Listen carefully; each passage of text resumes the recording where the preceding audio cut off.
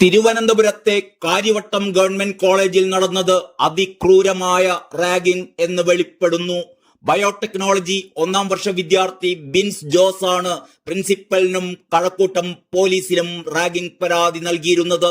തുടർന്ന് അന്വേഷണം നടത്തിയ ആന്റി റാഗിംഗ് കമ്മിറ്റിയാണ് റാഗിംഗ് നടന്നതായി സ്ഥിരീകരിച്ചത്. 3-ാം വർഷ വിദ്യാർത്ഥികളായ 7 പേർക്കെതിരെയാണ് പരാതി. സീനിയർ വിദ്യാർത്ഥികൾ തന്നെ മുറിയിൽ പൂട്ടിയിട്ട് ക്രൂരമായി മർദ്ദിച്ചു എന്ന അതിക്രമത്തിനിരയായ ബിൻസ് വാർത്താ ചാനലുകളോട് പറഞ്ഞു. സീനിയർ വിദ്യാർത്ഥികൾ തന്നെ മുറിയിൽ കെട്ടിയിട്ട് ക്രൂരമായി മർദ്ദിച്ചു എന്നാണ് ബിൻസ് ജോസ് പറയുന്നത്. SFI പ്രവർത്തകരാണ് മർദ്ദിച്ചത്. കാൽമുട്ടിൽ നിലത്തു നിർത്തിയായിരുന്നു മർദ്ദനം. അലൻ, വേലു, സൽമാൻ, അനന്തൻ, പ്രാർത്ഥൻ, പ്രിൻസ് എന്നിവരടക്കമുള്ളവരാണ് മർദ്ദിച്ചതത്രേ. കുടിക്കാൻ വെള്ളം ചോദിച്ചപ്പോൾ തുപ്പിയ വെള്ളം തന്നുവെന്നും ഷർട്ട് വലിച്ചു കീറിയെന്നും ബിൻസ് വാർത്താ ചാനലുകളോട് പറഞ്ഞു. പരാതി നൽകിയാൽ ഇനിയും അടിക്കുമെന്ന് ഭീഷണിപ്പെടുത്തി. യൂണിയൻ ഓഫീസിൽ വെച്ചായിരുന്നു ഭീഷണി. പോലീസിന് പരാതി നൽകരുത് എന്നും ഭീഷണിപ്പെടുത്തുകയുണ്ടായി. അഭിഷേക് എന്ന വിദ്യാർത്ഥിയെയും മർദ്ദിച്ചു. 1 മണിക്കൂറോളം പീഡനമുണ്ടായി എന്നും ഈ വിദ്യാർത്ഥി പറയുന്നു.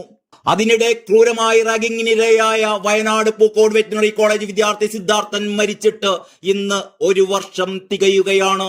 SFI പ്രവർത്തകരടക്കം 18 പേർ പ്രതികളായ ഈ കേസ് അട്ടിമറിക്കാൻ തുടക്കം മുതൽ പലതവണയും ശ്രമം നടന്നിരുന്നു.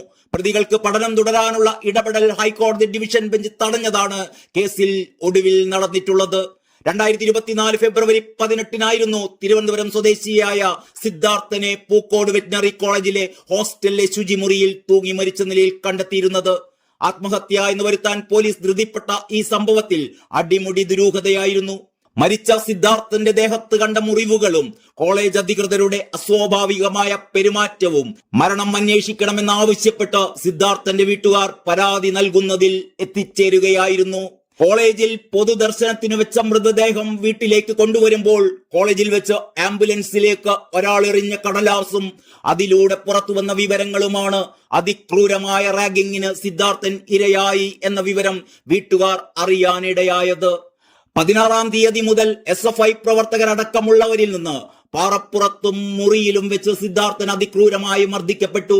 അടിവസ്ത്രം മാത്രം ധരിക്കാൻ അനുവദിച്ചുകൊണ്ട് പരസ്യ വിചാരണ ചെയ്യപ്പെടുകയുണ്ടായി. ബെൽറ്റും മൊബൈൽ ഫോൺ ചാർജറും വെച്ച് അടിക്കുകയും ശരീരത്തിൽ പലതവണ ചവിട്ടി പരിക്കേൽപ്പിക്കുകയും ചെയ്തു.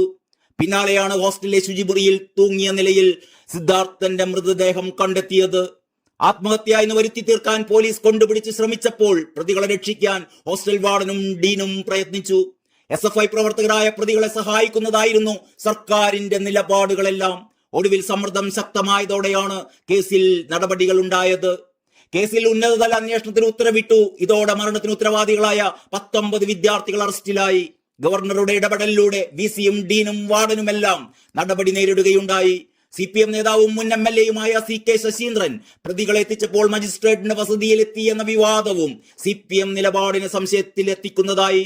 കുടുംബത്തിന്റെ ആവശ്യപ്രകാരം കേസ് പിന്നീട് സർക്കാർ CBIക്ക് വിട്ടുവെങ്കിലും രേഖകളടക്കം കൈമാറുന്നതിൽ താമസം വരുത്തി കേസന്വേഷണം വൈകിപ്പിക്കാനുള്ള ശ്രമവുമുണ്ടായി. കേസിലെ പ്രതികൾക്ക് മണ്ണുത്തി ക്യാമ്പസിൽ തുടർ പഠനം നടത്താൻ അടുത്തിടെ ഹൈക്കോടതി അനുമതി നൽകിയിരുന്നുവെങ്കിലും ഇത് ഡിവിഷൻ ബെഞ്ചിനെ സമീപിച്ച് സ്റ്റേ വാങ്ങിയിരിക്കുകയാണ് സിദ്ധാർത്ഥന്റെ കുടുംബം.